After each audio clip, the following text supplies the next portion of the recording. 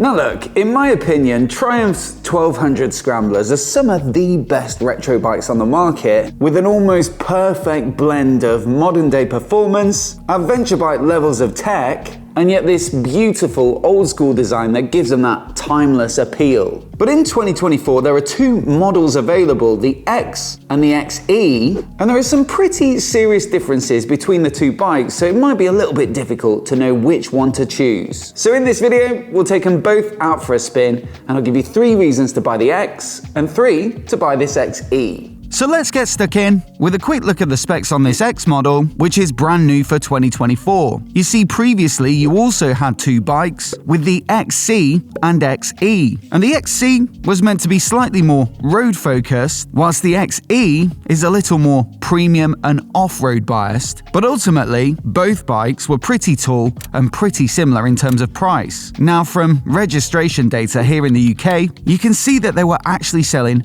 almost twice as many XEs as XCs, and so that's probably why they decided to introduce this new model with a slightly different position on the market. The key differences are that this bike is now far lower slung, with a 20mm reduction in seat height down to 820, and they've done that by lowering the stance of the bike, which of course comes at the expense of a little bit of suspension travel and ground clearance. But on top of that, they've also managed to bring the price down a bit, with the XC previously retailing at £12,695, whereas this new model is £800 less at £11,895. Now look, clearly some compromises are going to have to be made to hit this more affordable price point, and you can see that in the level of componentry and hardware throughout the whole bike. Not only is the suspension that little bit shorter, but also they swapped out the Showa fork and the Öhlins rear shocks for Marzocchi equipment at both ends. Now on the braking front, it's a pair of 2-piston Nissin calipers on slightly smaller 310mm discs, and you could consider that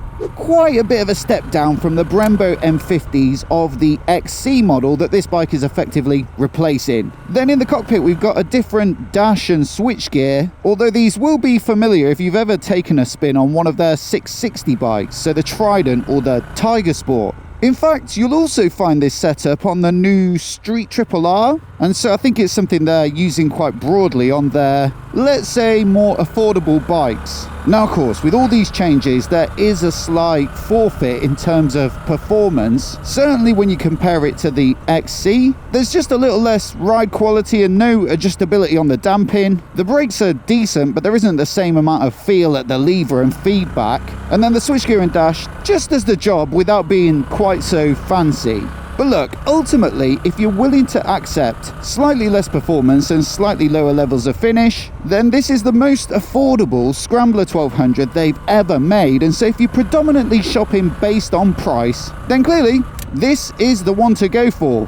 I'd also say if you compare it to other large capacity Scrambler style bikes on the market, such as the BMW R9T Scrambler or the Indian FTR Rally, then again, on price, it does look pretty good. In fact, speaking of those two bikes, take a look at the seat heights at 820 and 815mm. This is pretty typical of a road biased bike, and I think a happy medium that will suit the widest possible range of riders. But thing is, Triumph never really had a Scrambler in this sort of mainstream broad appeal seat height. The XE model, for example, is absolutely massive at 870mm, and so you either have to be pretty confident or pretty tall to find that practical day in, day out. The Scrambler 900, on the other hand, is actually surprisingly low, coming in at just 790mm, and so while it does probably feel really reassuring to newer riders, for a lot of people I think that's going to feel too small.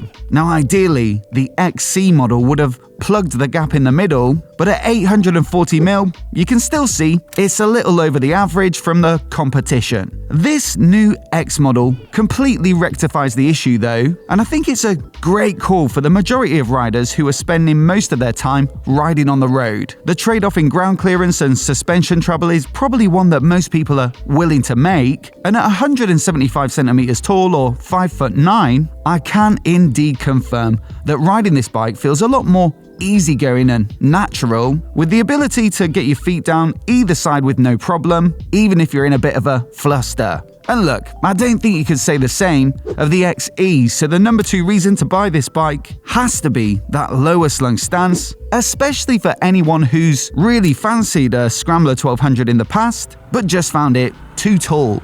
I would also say it's not just that kind of low speed reassurance that you'll feel as a benefit, because actually sitting a little bit lower, carrying its mass closer to the road, certainly between this and the super tall XE, I think it's the one that feels more natural in terms of the handling on the road. Don't get me wrong, it still handles like a Scrambler because you've got that big 21-inch front wheel, which is never going to be anywhere near as precise as a proper road bike. And also you've got that sat up riding position with the big high and wide bars. But within this lineup, comparing it to the XE, you feel that bit closer to the ground, less lurching around on and off the throttle and the brakes. And so certainly for me, if I was picking one of these two bikes specifically for a road ride, even despite the slight downgrade on the brakes and stuff, I'd almost certainly still pick this one. I should also add that they've made some little tweaks to the engine for both these models for 2024, and while the peak power and peak torque figures might look the same on the spec sheet, they do say they found a broader spread throughout the rev range.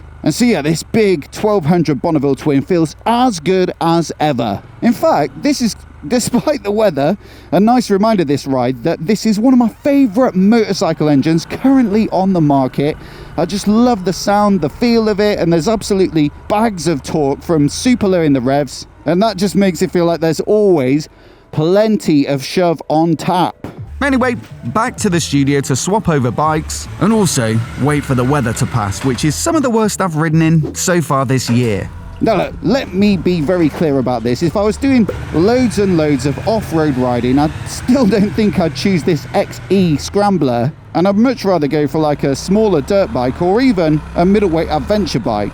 And that's not to say they haven't spec'd it up to do the job. The specs are absolutely ridiculous for a retro style bike. You've got 250mm of travel on the suspension front and rear, bags of ground clearance, tubular spoke wheels with the 21-incher at the front, a decent standing position, loads of off-road ready electronics. And so really on paper you've got something that looks as capable as an adventure bike. But look, this is a big old bike at 230 kilograms wet, and so it's going to take, a fair bit of effort to lift it up, especially if it gets properly stuck. And even for easier dirt trails and gravel and stuff, there's still a chance you'll go down. And so while you could fit crash bars and a bit of protection, I still think it's just too beautiful to get scuffed up on trails, and also quite pricey at just over 13 grand. That all said, if you want a retro looking bike with almost perfect scramblery proportions, this beautiful level of finish with loads of details, a great engine, great performance, top spec equipment, and you also happen to want to do a little bit of off-roading and gravel riding, then of course this is a much better choice than the X. Now look, on the tech front, while you do have different hardware, actually the sort of software side of it, the stuff that you can do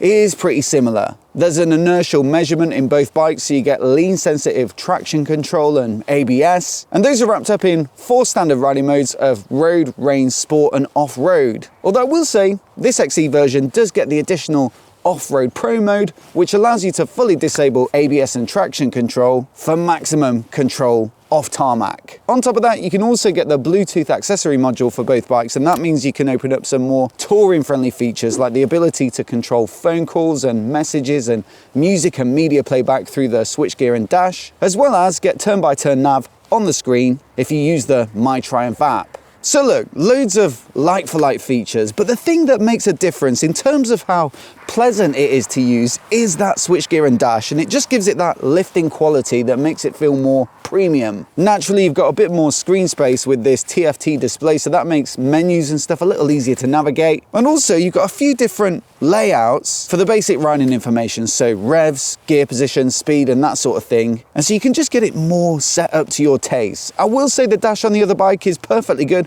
really readable, but it just doesn't have that, level of luxury that you'd expect on a bike at this price point anyway. Then we got the switchgear, which is a little bit nicer to the touch. It feels like higher quality plastics, but also it's backlit. And so if you do ride at night, especially when you've got a fair few buttons to manage, you know, that can be a big help. Now look, maybe you're someone who doesn't really care that much about techie features, and in that case, you'll probably be perfectly happy with the X. But for anyone who is a bit more keen on tech and gadgetry, then I think the difference goes some way to justify that extra 1,400 quid. Then on top of that, you've also just got the way that this bike sits, and I think it just looks a bit more appropriate for something that's quite rugged and off-road looking. A bike with the high exhaust, the big 21-inch front wheel, the semi-knobbly tyres, the handguards, the sump guard, all that kind of stuff just looks like it should be big and tall, and this sort of delivers on that. The X, on the other hand, looks a bit like when you buy an adventure bike and fit a fairly severe lowering kit, which I guess is effectively what it is. And to me, it just doesn't really suit that sort of robust look to the rest of the bike quite so well. Then with the XE, you've got lots of little touches, you know, the anodized fork, the brushed aluminium mud guards, the handguards and sump guard that are fitted as standard, and also even, you know, they do perform better, they do feel better, but I'd say the brakes do have a bit of visual impact as well. Even the paintwork, you know, the options for this bike just look that cut above, and it really just stacks up to a bike that I think looks like it's worth £13,295. You know, with the X, certainly it's lost a little bit of specialness, I'd say, versus the XC, and it's a shame that you now have to choose between that fanciness and yet practicality. But look, if you can get on with the seat height on this bike and those little touches matter to you, then the finish really does feel, you know, a cut above. For me, I think the XE is the one that I would really want to go for, and I think you can easily justify that price difference for the sense of sort of wow factor and pride when you open the garage door. Thing is though, 50mm is such a big difference in seat height, and so I think if I was really being honest with myself, the 820mm of the X model is far more appropriate for the sort of riding that I'm normally doing, and actually just small things like moving the bike around or low speed maneuvers, you know, they just feel far more practical. And so I'd say this new bike is a step in the right direction from Triumph, and with this broader appeal, I'd be super surprised if we don't see them selling in equal numbers at least to the XE model. As always though, I'd love to know which one you'd pick, so do let me know down in the comments below. And I guess the other option, of course, is to go for a completely road-biased Bonneville like the Speed Twin. So if that sounds like your cup of tea, I'll leave my 5 things that you need to know before buying one on the screen now, so do give it a click and give it a watch if you haven't already. Also, hit subscribe if you haven't already to see more of the latest motorcycle reviews like this right here on YouTube. Many thanks for watching today, and we'll see you in the next video.